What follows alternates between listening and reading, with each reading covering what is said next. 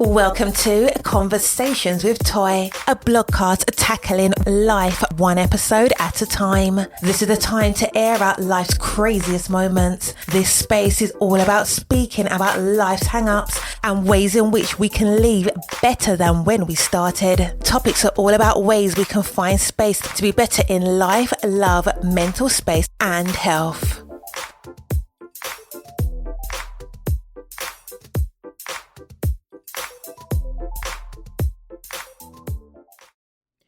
Happy Friday. I hope that you have had the most amazing week. I hope that you had a good week. I hope everything worked out, all the things. But if this is your first time, welcome to Conversations with Toy. I am Toy, your podcaster. I'm also a content creator, blogger, freelance writer, social media manager. I have a lot of hats. But with all the hats, the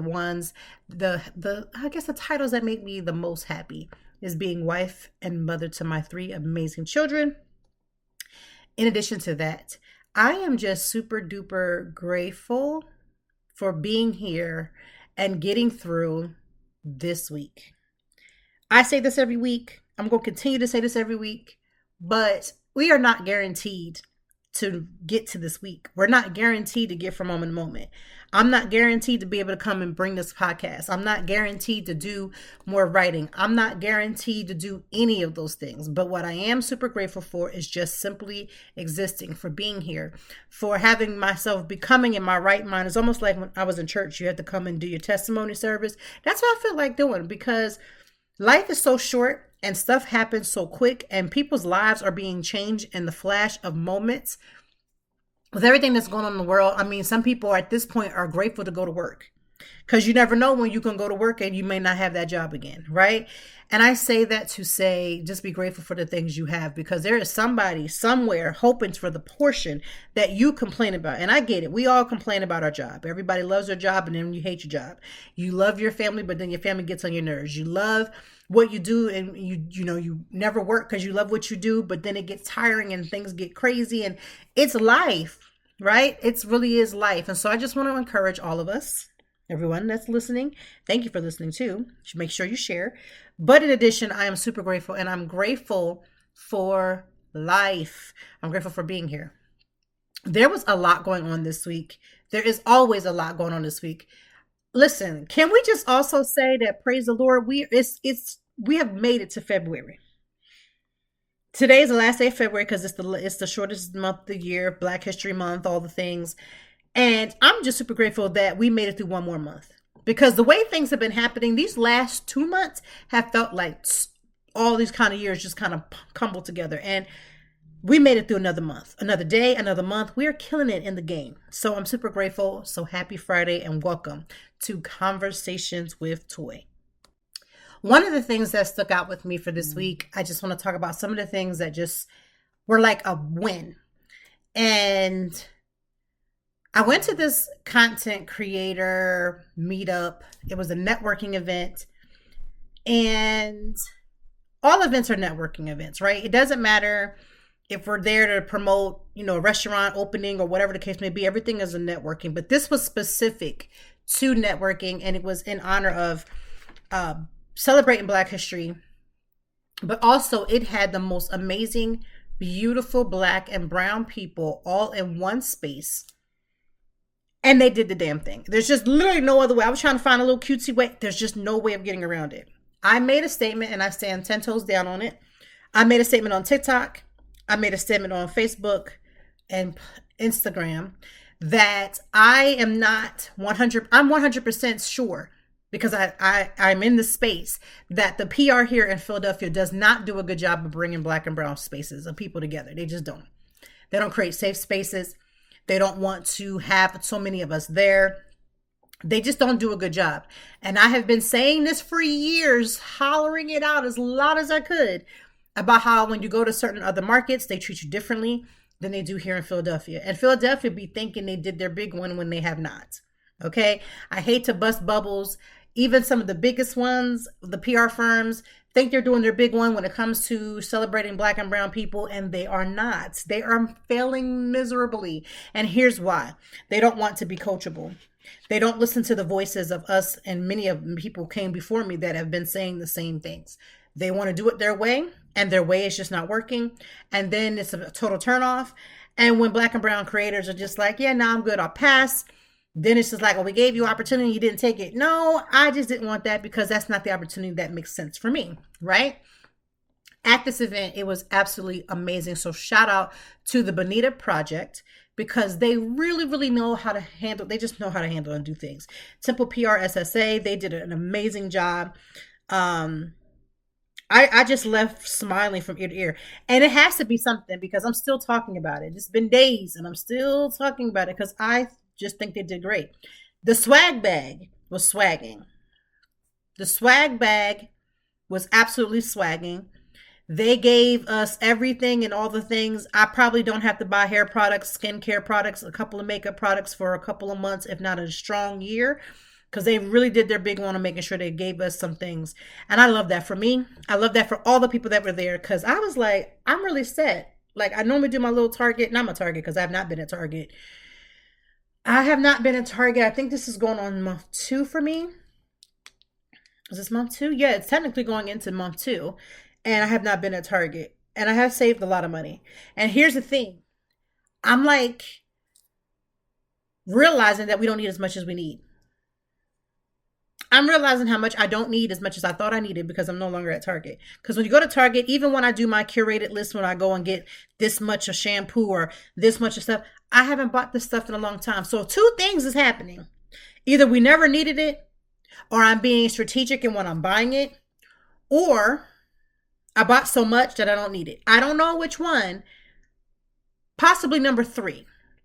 Because I'm getting to the point where now I have to go, and I'm going to go to like Dollar General and other places to get these things because it can be done. CVS, I'm a huge CVS spender there, and I'm a creator with them. So yes, I will be at my CVS getting things and putting on my coupons and doing the thing.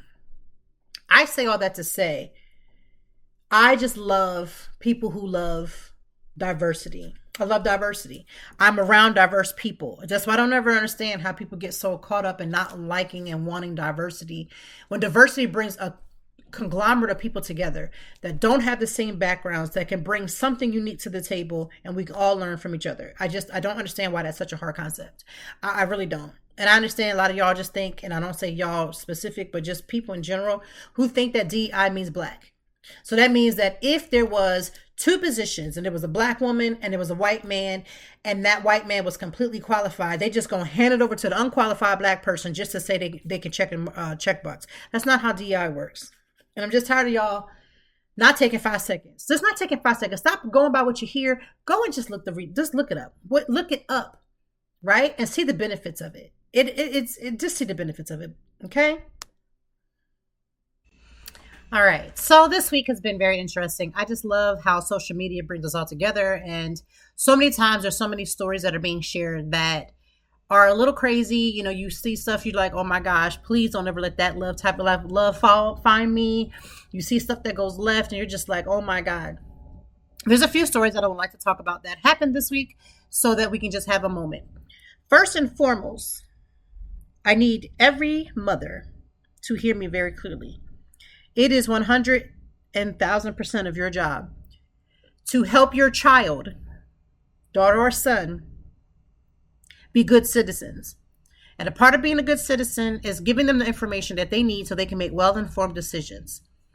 I am so tired of seeing stories about young ladies getting into stuff that they don't have a parent that's willing to listen for them to get out.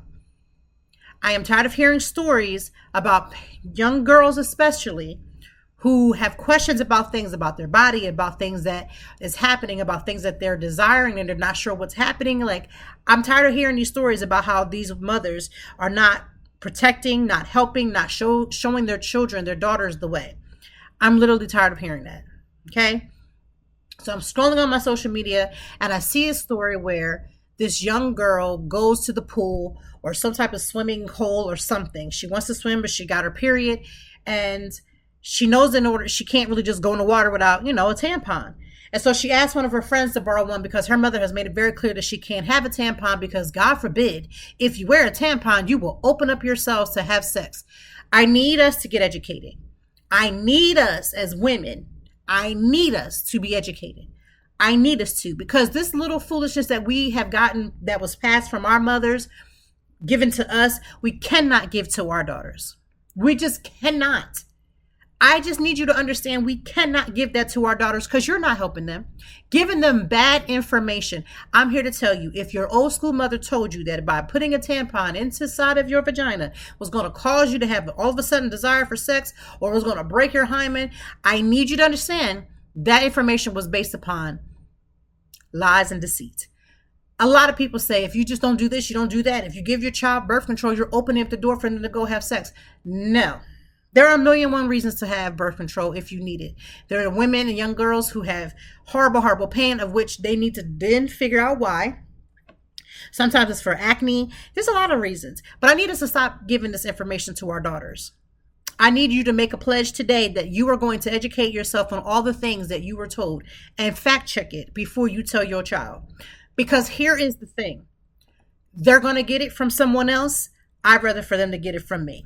I would rather for me to be woman enough, mature enough, and have my heart open to my child to allow them to get the actual right answers so they can make rightful and good decisions for themselves. I know somebody is sitting there in their spirit saying, that is absolutely not what I want. I want my kids to not know this and know that. You're going to do yourself a disservice because your child is going to find out. If your child has a cell phone, they can find out any information they need to know. I'm not allowing my child to have more information on the internet than I'm willing to give them. And it's about any and all topics. I'm not willing to do that because I want to be their source. I want them to have a place, a soft space to land when they need to have an issue and they need to come to me for answers. I need us to all make a pledge today that we're going to stop this foolishness. So this young girl, she gets this tampon, she's going swimming, she leaves the tampon, and now she has toxic syndrome, shock syndrome, TSS. That baby could have saved herself from having that had mother said, hey, when you go and you want to go to the pool, you want to get into a body of water and you're on your period, let me show you how to put this tampon in.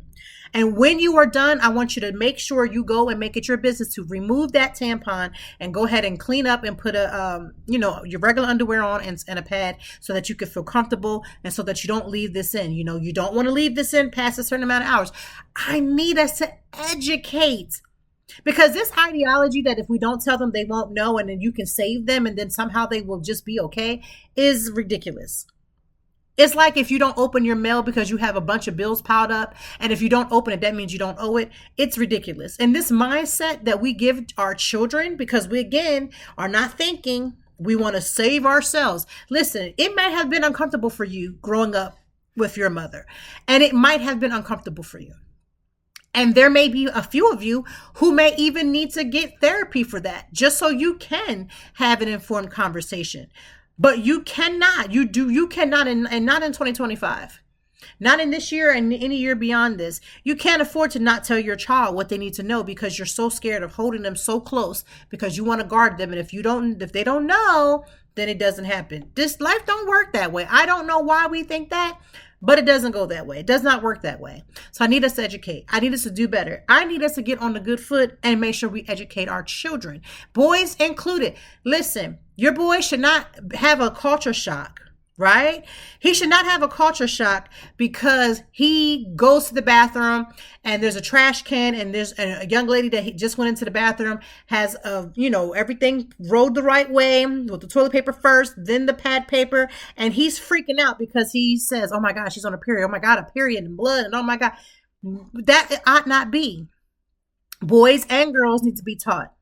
Right? Because we're educating them. Because your son is not going to be no good to your wife when she says, hey, I need you to go to the store because, hey, I might be having an issue. I might be bleeding. Maybe it's super heavy. I can't get to the store and I need you to go get it. And he's not man enough, strong enough, or mature enough to go to the store and help the love of his life. Right? Well, God forbid a daughter, because Men don't just have sons, right? Okay, I just thought we should know that. I mean, because if we're going to put it out there, we're talking about what's right and what's wrong. I just want to put that out there. Stop teaching your daughters and letting your son act in oblivion. And that's exactly why some of these boys are walking around here as men and acting like boys.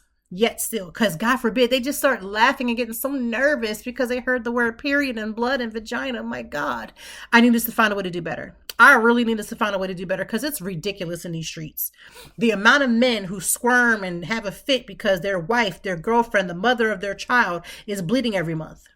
You don't mind going down there for nothing else.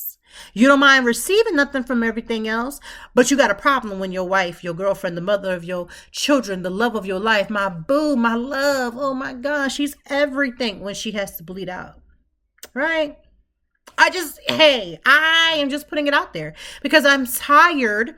I am literally tired of hearing and seeing all these children that should know better, should have information, should be well educated, and they should be getting that from you. If you cannot help your child for whatever your barriers are, maybe you're just like, LaToy, I cannot, I tried, every time I go to do it, I just can't. Get them somebody who can. Get them an aunt. Go get you a best friend. Go do whatever you have to do because I need you to get on to do better, okay? All right. That's story number one. Quick story number two. Young lady was going through postpartum depression, had a baby a week before. She's in her house. She's not coming to the door. She's not answering her phone so much that she blocked her friends. So they just pull up. Girlfriends come together. They pull up. They're singing songs outside the window.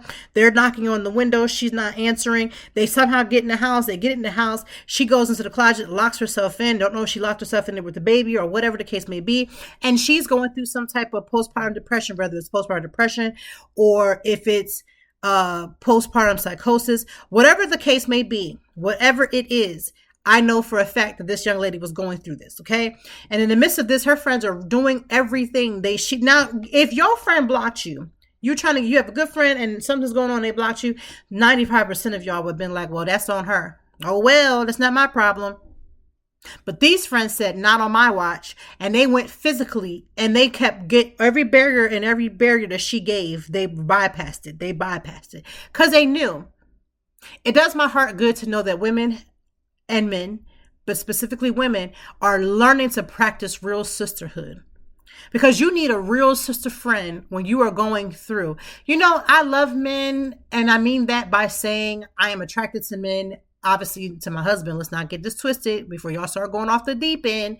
But I say this to say there's nothing better than having a woman in your corner. Because 9 times out of 10, when you're going through the things that you're going through, it's going to be your good friend, your sister girlfriend, your good girlfriend that's going to hold you up. You go and you start, you get some form of cancer and your girlfriend is there helping you wrap your scarf up on your head and there with you, crying with you. Your good sister friend is there to hold you up when you're going through a divorce. Your good sister friend is there with you as your child is born or goes off to college or God forbid is taken from this world. Your good sister girlfriend is there to do all the things and hold you down. And I mean, hold you down, near or far. There is nothing better than having a good set of girlfriends. There is nothing better than that. I am so sorry for the women who have been burnt and hurt by women. So to the point where they're just like, I don't be having a lot of women friends because women are this and that. I need you to check you. No doubt there are raggedy ass women out there. No doubt. There are some in my circle that I just be looking at with a side eye. I don't even really entreat them. And when I mean entreat them, I mean, I don't really bring them into the gulf of my circle. We all be having friends that is raggedy as hell. But that does not mean when you have a sisterhood of women that support you, hold you up when you are in the worst of your lives. You need a good sister friend. And one thing about having a good friend, they will tell you when you're wrong, but they will do it in love. And here's how you know that they do it in love. Because when it comes time to start doing things in love, when you have the time to tell somebody, hey, I don't think that's right, you need to, tighten up a little bit. You've already poured so much love in that rebuke is a rebuke, but it don't sting because you know the love is there. Some of y'all operate in so much hate that you excuse your I'm telling the truth because that's just I'm here to give it to you real. I'm here to do that. You haven't deposited enough love to give enough rebuke. The only thing you give is rebuke. Everything that comes out your mouth is always a rebuke or some deflection of something that I wish I would. It's something about that because you haven't deposited enough love and you have not sowed enough love into your girlfriend that when you do rebuke, that's all you ever do. And it's some nasty, and I don't mean trifling, because trifling means you ain't clean, your house ain't clean, you ain't clean. There's a lot of things with that. I'm talking about there's some nasty women who disguise and hide under the cloak of, I'm just telling it like it is. Some of y'all gonna die alone. You're not going to be able to experience the sisterhood that this young lady was experiencing. You're not going to be able to experience somebody holding you up physically sometimes when you're at your lowest moment. I've had friends, I've deposited that type of love that when they need me, I'm going to be there, and they have done the same. But some of y'all have this cloak of, I'm just real, y'all. Some people just can't take it because I'm so real. Child, real is real old. We're real tired. We're real sick of it. We really ain't going to put up with it. We're real overextended. We are really overstimulated with the I'm keeping it real. Because if you're honestly, something like my mother always said, if you're keeping it real, you ain't got to keep saying I'm keeping it real. Everybody that keeps saying I'm just keeping it real, 95% of them women ain't keeping it real. They're keeping it real mean. They're keeping it real raggedy. They're keeping it real smart. They're keeping it real jealous. They're keeping it real hating. Y'all not keeping it real. You're just real nasty. But something about true friendship. You talk about self-care. You talk about mental health. The one thing that's across the standard, doesn't matter what part of life you're in, doesn't matter what part of the world you are in, is that when you feel that you're by yourself, fighting by yourself, that being alone is what messes with your head. It don't even be half the time. It don't always have to be what you're going through. And not that you're going through stuff can't be right, but it don't always have to be what you're going through. Some of it is just going through it and having no one to, bounce an idea off. Nobody who can hold you up. Nobody that you feel like is in their prayer closet praying you through. Because we need real sisterhood. Not y'all that's trying to, I'm telling you, think about every woman, every person. Because some of y'all maybe I'm keeping it real. Y'all know good and damn well I'm telling the truth. There is no realness that needs to be exalted and told. When you are honest and you are there honestly telling your friend something and you've deposited enough love, you ain't got to make the church announcement about you keeping it real. Because again, you're not. I can almost follow you home and know that you're not. And what I mean by following you home, I don't mean stalking nobody. So hear me clearly. I mean that if we went where you was just keeping it real, because if you was keeping it real, how come you ain't keeping it real in your life? Let me say that again. My voice went down. Maybe you didn't hear me, but are you keeping it so real that if we followed you home, you would keep that same energy at home? And if you do keep that same nasty energy at home, if we could poll your spouse, if we could poll your friends, if we could poll your work friends, I wonder how much favorable conversations and how much you would get. How much would that be? I wonder how much that would be. Would we even get it? Because you can't keep hollering, I'm keeping it real. Y'all not. People who are keeping it real, they don't have to beat their S on they don't have to have the S on their chest. They already know because they've made the deposit of love. How many of y'all have made deposits of love into your friendships that when you say, hey, that's not it, they can receive it in love? Because I've had people in my life who 1000%, if you talk to them right now, they would say, yeah, I'm just that friend. I'm that one. Everybody know I'm going to tell you. They know I'm going to tell you, friend. You got to watch that one. You got to watch that one because some of them I'm going to tell, my friends know I'm going to tell them the truth. My friends know that I'm going to tell them the truth, but it's not in the arrogance by which you speak. I had a friend, she was going through a divorce. And when you walk in with a friend who's going through a breakup in their relationship, you got to have wisdom. You got to be able to hear. You got to know when it's okay to say something and it's okay to just let them talk. You got to have enough deposit in them to never let them leave your presence without filling their cup up, without it also depleting your cup. You got to be able to know when it's time to say, hey, baby, you need me to pray with you out loud? Like, what can I do? And to also let that person figure it out.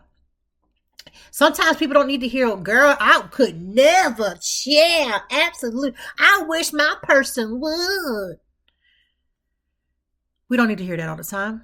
You don't need to hear that all the time. I don't need to hear that all the time. Sometimes we don't need that. We don't want to hear, I told you so. If you have any friend that said, girl, remember I told you he was going to act like that, mark them. Because there's things that my friends have gone through and I could see it, but they weren't in the space to receive it. So what I did was I just surrounded them with the love until they landed on a safe space. And I never brought back up again that, oh, I had told them about that a couple months ago, but they didn't hear me, because a lot of people are not at the space you think that they are to receive what you think that they need. How many of you have made a deposit of love into your friendships, into your relationships, so that when times are hard and when you do have to say, hey, I need to have a conversation with you because I think something's going on that you might be missing. How many of you know that you've deposited enough that you can then make a withdrawal of telling somebody that they're not okay in a space? How? Because some of us are screaming how much we so real, we so this, we so that. I'm the girl that gonna tell you I ain't gonna be the one. And you can't come out with me looking like that. How do you not know that somebody's not going through and they don't have the things that they need or whatever the case may be? Because like I said, I've said this before. I had a friend. I was going out with a group of friends. I was in the midst of postpartum depression, right? And the friend was making this comment, you can't go out there. Child, I don't know how, I'm not even thinking about putting outfits together. And it's not like this person was a fashionista. It's not like that person said, you know what, let me just put you an outfit together in love. And that person did not make enough deposits for them to make that withdrawal. It's like writing a check your ass cannot cash in your friendships, in your relationships, right? You have to make enough deposits in order to get a withdrawal. That's just how life works. And some of you are walking around in the red with your friends, in the red with your mate. One thing I cannot stand, and I know I'm gonna step on some toes, and it's fine. That's okay.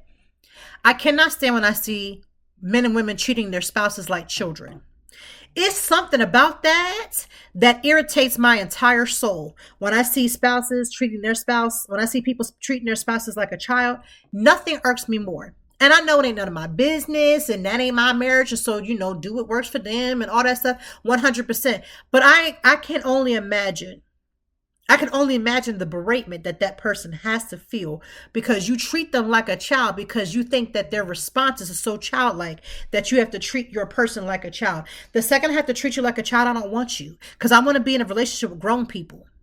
Well, you don't know how they act. They just act like that. They act like that because there's a part of you that allows it. If you would just shut your mouth and allow grown people to be grown. And then maybe you made me understand that maybe what you're seeing was God trying to warn you that person wasn't for you or that your time had run out. But because you keep holding them up and you keep treating them like a kid, that's why they can't grow. Even with my kids, me and my husband had this conversation many a time. There are going to be points and times in this parenting world, in this parenting walk, where sometimes you have to tell your child and you tell them and you tell them and tell them. And then as a child, they're still going to make mistakes because of the maturity of not seeing where they can't see ahead. We know the story is what's going to happen ahead because we lived enough for us to see it, right? We have the insight. That's what makes us grown, because grown is not an age. It's how you carry yourself. It's being able to take care of you. And also when you get a mistake, can you clean it up, right? Why do y'all treat your spouses like that? Everybody has the spouse and not everybody. I have a spouse and my spouse does not do all the things that I would wish that they would do, and neither do I with him. But I cannot stoop to the level of treating my spouse like a child. It is not my responsibility to reprimand him like a child. It's not my responsibility to speak down to him like a child. I have 3 children. And yes, every wife will tell you that sometimes it feels like you have a 4th. But there's a difference when your spouse is having moments or when you actually treat your spouse like a full-time child. But then you get mad when they don't respond or they don't walk in grownness because they're so used to you being the guide. If something falls, you got to let some things fall. No different than how I'm a parent to 3 actual children. You cannot do that to grown people. Some of y'all don't realize that your spouse don't want to do it because they just don't want to do it. They don't really like you. They see no value in the changing. And that's the one thing I've learned. My husband and I was going through this thing for a full year. And the one thing I learned is that if they want to, they will. And some of y'all are holding on to your spouse going, you're going to make them. You're going to make them do what you want to do. How's that working out? You're not getting rebelliousness. You're not getting them acting up all the time. Like a child that you treat them. They're not doing that. They're not rebelling. They're not catching attitudes every 2.3. They're not doing that. Because nobody grown wants to be treated like a child. One thing about me is the second you start treating me like a child, I'm done. I'm over 40. I will be 44 in May. Ain't no way I'm letting nobody treat me, talk to me down as a child, and neither would you, but you don't have no problem doing to you just don't know my husband needs that. No, he don't. He actually doesn't. He actually does not need you to do that. You probably didn't pick him right. And if you did, why don't you let him go and see what he's going to do? Go ahead and see what he's going to do. Because at some point, people got to shit or get off the toilet. I'm sorry. They have to. I have 3 children. I'm not about to have a 4th. Even when my husband has those moments when he starts acting like it, like when men get sick, they act like babies. Hey, that's a temporary 2-second thing. But every day yelling at my spouse like a kid, not in this lifetime. Not in this lifetime. If I can go through what I went through for a full year and I did not one time need to feel like I need to tell my spouse to you better, you gonna, none of that. I'm not making nobody do nothing. This is a free space around here, free world. I want you to do what makes you happy. But if it's not with me, as much as I would cry, as much as I would have to pull myself up, I'm not about to start treating you like a child because I don't want nobody talking to me down and talking to me like I'm a child. It's one of my personal pet peeves. Don't talk to me like a child. I'm not a kid. I'm a grown woman. Doing grown woman things. Some of y'all got kids as husbands because you treat them like husbands. So they're so used to it. They can't move. They can't jump. They can't do this because they need your voice because you've been howling so long.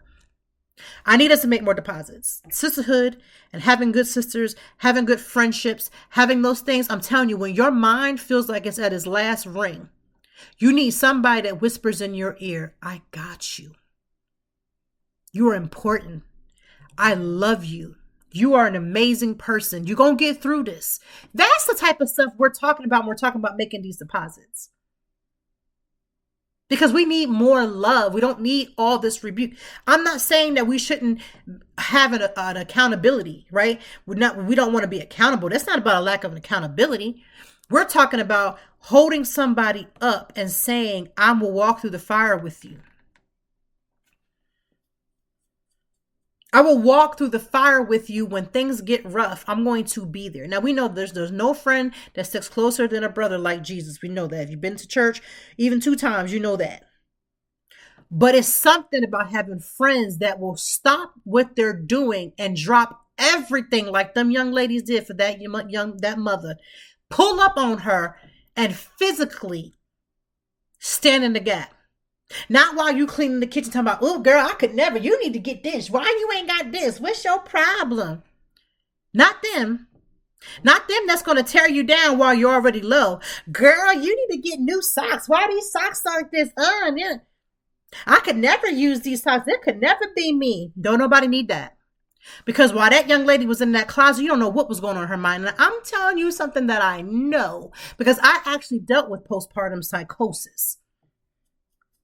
I didn't even know what postpartum was because everybody told me the cutesy little things. Well, you must be just tired. You should just go to sleep, Jesus, when that baby is asleep. And you know how a new mother or any mother, that baby is sleeping. You got 20,000 things to do in your mind. I got to go get something to eat. I would love to be able to take a shower, but I don't have anybody to come over here and sit with this baby. But sure enough, after they get off of work, everybody want to coochie coo and la la la at the baby, but nobody comes to see about me. Nobody even asked if I ate today. Nobody even cared the fact that I have been crying nonstop for days on end. No one cares about the fact that in my head, I am hearing maybe thoughts that are not in alignment with taking care of my child in the way that I should. And not that I'm even going to hurt or harm my child.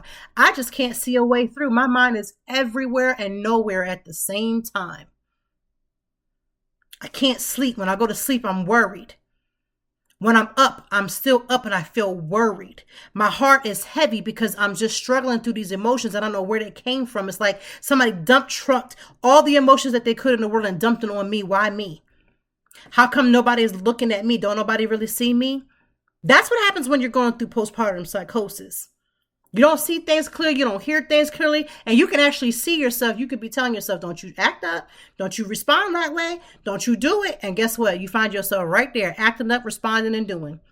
And you can't even explain it.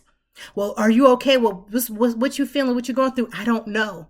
There's been plenty of times once I realized I was having postpartum issues when I would sit in my therapist's office. And I was actually talking to a psychiatrist too at the beginning too, as I was leveling out, because them hormones, baby, they come and they do not give a damn. They are coming and they are coming with their friends and their other friends and their other friends, and they mean you no good.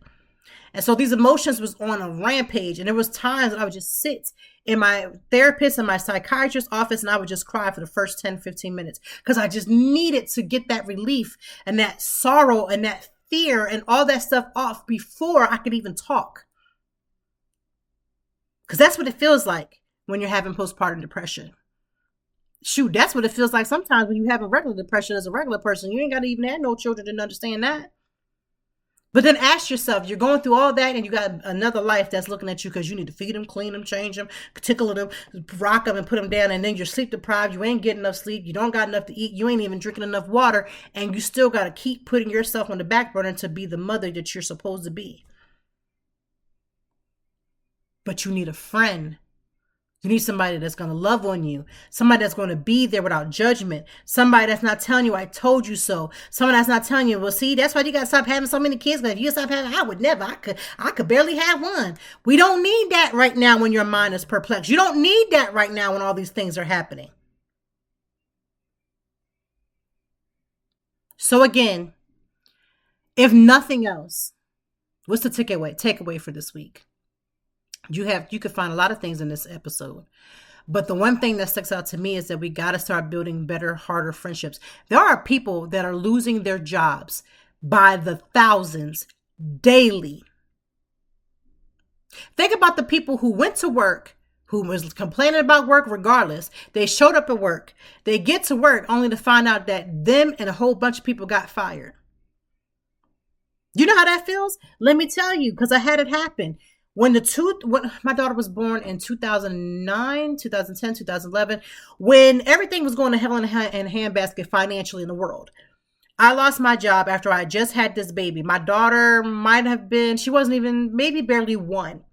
And because I had been out with her so much, I had to take off and keep going to the doctor's office because she was born 6 weeks early. She had asthma. She had a whole bunch of list of things, right? So as a mother, I had to get FMLA. And even with FMLA, these people still found a loophole to put me in the line with everybody else that got laid off. So here I am 1 year into, not even a year into being a full mother. I am working a full-time job with a baby that's been sick. There were times I would leave the job. I could look at her. I would pack a bag, go to the hospital where we would stay guaranteed every time at least 3 days to come home, go see a follow-up doctor, go back to work and do it all over again. And I lost my job. I felt like, Lord, I am doing the best that I could with what I got. Right? Now think about that as a mass hysteria. There are people that are losing their jobs every day. They need somebody to just stand with them, to pray with them, to help them. You might need to give them some groceries, cry with them, let them be angry. Don't tell them when somebody's in the midst of it angry, in the beginning of their anger, let that rock. Stop telling people that's not the response. You need to pray. Child, we gonna pray and cry. We gonna pray and scream. We gonna pray because we need to pray 1000%, but we also just need the relief. We need to be able to express how we're feeling without feeling guilty about the fact that we're feeling these things. Because there are people going through real life stuff. And when Trump starts cutting off them services, like he had already threatened, just the sheer thought of threat had everybody in a whirlwind. What's going to happen when it actually does happen? Because you do know that's part of Project 2025. Okay, so when that really does start to happen, when people really start to feel the pinch, we don't need to hear a standby of, I told you, girl, you should have never. I don't nobody need to hear that. We need sister friends. We need friendships. We need people who pour in that love and that concern and that care. Yes, you can tell me when I'm wrong. I don't have any problem with that because you've made the deposit. Some of y'all need to go back and apologize to your friends for how you've been treating them, how you've been talking to them, how you've been moving, because you ain't been moving right. You don't move right in here's the thing about it. One thing I know is when you don't move right in one area, 95% of the times, because you don't move right in every area. If I polled the people in your circle, your work friends, your husband, all the things, I bet you they would all have the same thing. Why do everybody have the same issue and the problem with you? Why does everybody have that same thing? I don't know. That's just me. That's not just you. That's just the part of you that you don't want to receive is problematic. Pour into the people in your life. Why are they a part of your life if they're not pouring in? Let them be a spectator on the outside. There's some good friends that I have that think that we are one, we are kumbaya, and they are literally on the outside. I don't tell them anything anymore. I don't bring them into this circle, and they really think they have an end when they absolutely do not. And I'm just going to let the natural progression of life continue to weed them out. I'm not going to make a big circle about it. I'm not going to make a big powwow. We're not going to have a come to Jesus meeting. Let the life just naturally weed them out.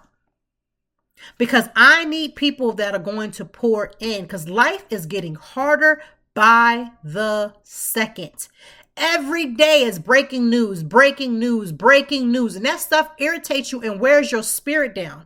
Even with being prayed up. I've been getting up almost every day, 4:30, 5 o'clock, and asking God immediately to help me and my family, to help the world, to help this, to help that. And even with the mindset to pray, even with the mindset of reading my Bible, even with the mindset of keeping my mind as calm and stayed on God as much as I need it to be, even with all of that, life be lifing and things be doing the most. And we need people that's going to pour in.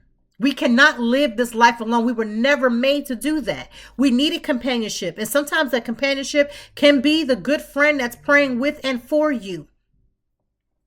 So please take 5 seconds, just 5 seconds to pour back into the people that are in your world or don't have them in there. How many times we hear about people who have wasted all these years and they've had all this stuff happen for years and years and years and years. Stuff is happening. Just let it go, let it go, let it go until it mounts up into something and now they're just like out of control. We need people to pour back into us like them young ladies did when that girl had done everything to cut them off. She blocked them, locked herself in a room, locked herself in a closet, and they still said, but I am going to hold your hand. I can see you're not well. You need somebody. We're not going to just leave you by yourself to your own devices. We love you too much that even if you get mad at us, we are going to love on you and help you through this. They said in the follow-up from that situation was they let her know if they got to come and help her clean up. They got to come and make sure she eats and make sure she gets a shower, because that's the gift that the people who have had babies, when they have babies, that's what they need you to do. Y'all want to come over and breathe y'all raggedy, dusty breath on these babies that have no real immune system whatsoever. And just because you just want to see the baby so bad, I just want to smell their little feet. I just want to smell their little hands. I love the smell of babies. And you ain't coming over to help wash a dish. You ain't folded up not a piece of laundry. You ain't held the baby long enough for the mama to get in the shower. You just want to breathe your dusty breath on them precious new lives. Just to say you held them. Just to say you seen them. So you can go back and call your other friends and talk shit on that mother. I know what I'm talking about. Trust me, I do. So I say this, and I mean this. Please do a better job of pouring into the people that you have around them. As more and more of my family, my friends are losing their parents, it's ripping me apart. So when I talk to my parents, whether they know it or not, I am taking in every moment with them. Regardless of the things that could have happened in the past, all that stuff has no bearings on the fact that at the end of the day, these are the parents that God gave me. And when they are no longer here, as I have watched some of my closest friends, husband and everybody else lose their parents, it's ripping me apart. Because at some point, even if I never called my parents every single day, at one point I'm going to call them And they're not going to be on there to answer the line. When I need reassurance and I'm doing something right with my own kids, they're not going to be there to give it.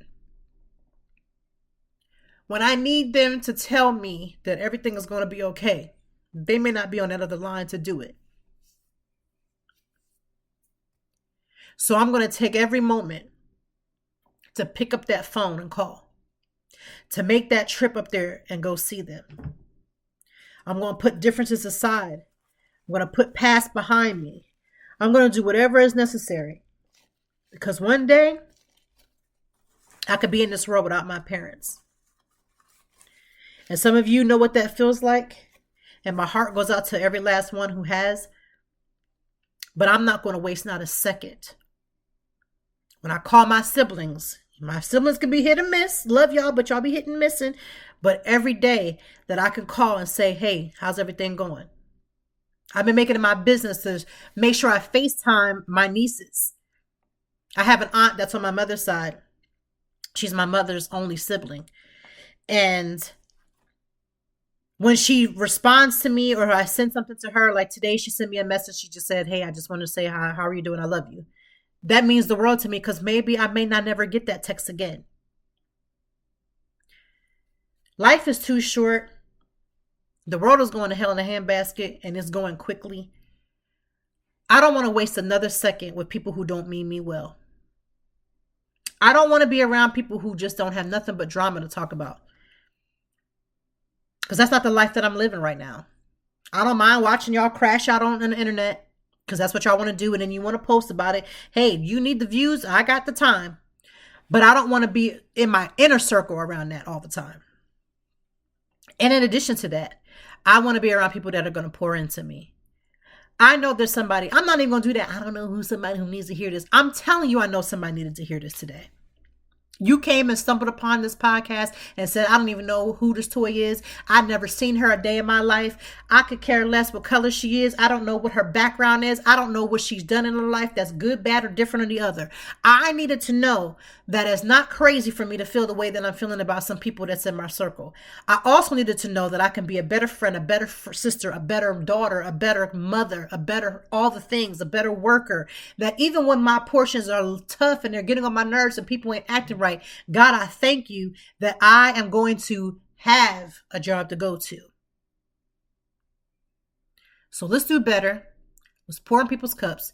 And if you don't have the capacity to do so, please start being honest about that with your friends and your family and say, I just don't got the capacity. I need a moment. Because I'd rather for you to say I don't have capacity and I need a moment. Okay? And that, before I go into a crying spell, is this week's podcast. This is episode number 7, I believe, of season number 12, Conversations with Toy. I'm so glad. I'm so grateful for you. Can you do me one favor? Can you find one activity that you love that's going to pour back into your personal cup? Because while you're pouring into your friends, never forget to pour into your cup first. Matter of fact, pour into your cup first. Then that gives you the strength to pour into somebody else's cup. And there are going to be times that when you go to pour into somebody else's cup that you never know that is actually filling your cup up a little bit more in ways you couldn't even imagine. I've helped a friend and didn't even realize that in helping her friend and seeing that friend cry and say thank you or be excited or whatever, it filled me up too. But please find one activity that you love that makes you smile. It could be reading a magazine that you haven't read in a while. It could be writing in your journal because you haven't had the time. It could be eating a good meal. You've been running and ripping in these streets. Y'all need to slow down a little bit too. And in the midst of that, you haven't even had a home-cooked meal at home. Whatever the case may be, I want you to pour into your cup. I want you to know that you're valuable. I want you to know that you're worthy. I want you to know all the things. Okay?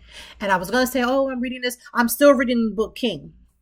I am still reading the book King. It is a very big book. It is a very thick, like thicker than a Snicker type of book. The book is getting good. I'm at the point now where we're getting to the meat and potatoes. And some of these things are parts of the stories that I've had not heard before. So that's where I'm at right now. I am reading King by Jonathan Egg, which is a part of Demetria Lucas's unofficial official book club, and she is the podcaster on Ratchet and Respectful. I'm trying to make sure that I'm reading it enough so that when it comes time for us to go over in the unofficial book club, that I'm not looking around and just listening to her talk about it. I want to know what happened because I read it too. The book is 45 chapters. 45. 4 and 5. So this is a very thick book, and it is a good book, but it is going to teach you some things, talk about some things about Dr. Martin Luther King Jr. that we did not know. So that I'm grateful. So that's what I'm reading. What have I been watching? Not too much. I'm not a big TV watcher. Not that I think that TV watching is whatever. I used to sit around and watch it all the time. I just don't have the time to do it. Nonetheless, I am reading King by Jonathan Egg. It's a great book. Last week I finished Tasha Cobb's You Can what is it? It's like You Can Do It. Let me look that up. Called Do It Anyway. I love that book. I've been reading about maybe averaging out maybe a book, maybe a week and a half. Now this King book is taking me a lot longer. It's 45 chapters. So I'm not speeding through this, and I don't speed through any book, but this particular one I got to pay attention because there's so many details that I'm having to write like in a margin, like writing in my notebook about. So yes, it's 45 chapters. This is going to take me about another week or so. So I got to get ready for the book read, but I figure she's going to start breaking this down. It's not as if she's going to do it all in one episode, I don't think. So nonetheless, I have enough read. I'm at Chapter 35. I got 10 more chapters to go. These chapters are long. That's going to take me to next week. So if your thing is reading books, read a book. If your thing is you need to sleep in for a little bit, do that. Maybe it's going to hang out with your friends. I will be going to the Philadelphia Flower Show this weekend at some point. If you are in the Philadelphia area, come to the PHS, which is the Philadelphia Flower Show. It's the biggest in the whole country. It's absolutely wall-to-wall flowers. There's plants. There's butterfly cove for you to play with your kids and yourself. It's not just for kids. I go over to the butterflies to let the butterfly live for the butterflies to, like, you put them on this little, it's like a Q-tip that has like sugar water and the butterflies stick to it. It's the most amazing thing to see. I'm doing all the things, but I'm going to spend some time with my daughter this weekend. I have 2 daughters and a son. I'm going to be spending time with all of them because that's the type of mom I am. But in particular, I do things with them, with all of them individually and collectively. But I'm going to be doing something specifically with my oldest, who again is getting up in age. She's going to be an adult very, very soon. So I'm trying to suck everything in. I'm trying to give her everything I can. I'm trying to give her as much wisdom as I can because I know that motherhood does not stop at 18. So I have a lot more to give, but you never know. So I'm just trying to make sure I can give her all the things and she can have some nuggets of wisdom like my mother did me. And in with that too, the things that my mother couldn't give, I'm also making sure I can give her. I can give my daughter a lot more material things than my mother could give because they just didn't have it. I could do the same thing. I can give my kids all these material things, but I'm also trying to make sure I give my kids some of the things that my mother couldn't give me, that I'm able to do it because I'm in a better emotional state. I'm at a better emotional intelligence. I have more emotional intelligence right now than my mother did at the time when she was my age. I want to make sure I do what I can because it's great to give your kids a lot of things, but I want to give my kids enough things when it comes to how they live their life and how to survive and how to love themselves and how to get out of things and how to do certain things. I want to make sure I give those to my kids as well. So again, I say, find one activity that you love, do it, and make sure you give yourself something. 1 thing, 2 things, it don't matter, but at least one. I will see you next week for, of course, another episode of Conversations with Toy. We will be back. Happy Black History Month. Black History Month does not stop in February. We are 365.